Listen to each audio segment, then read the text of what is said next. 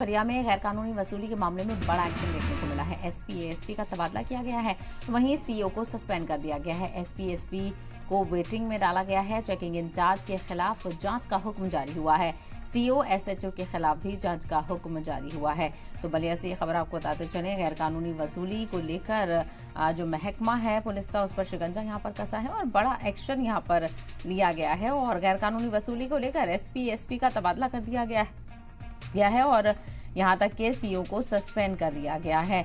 तो बलिया में, यूपी के बलिया में गैरकानूनी वसूली को लेकर पुलिस अफसरान पर एक्शन देखने को मिला। एसपी और एसएसपी समेत कई अफसरान सस्पेंड कर दिए गए हैं। रोजाना 5 लाख से ज्यादा की वसूली होती थी और वहीं महीने में 1.5 करोड़ से ज्यादा की कमाई का इम्कान यहाँ पर जाहिर किया गया है और ऐसे में बड़े पैमाने पर इसकी मुखालफत देखने को मिल रही है।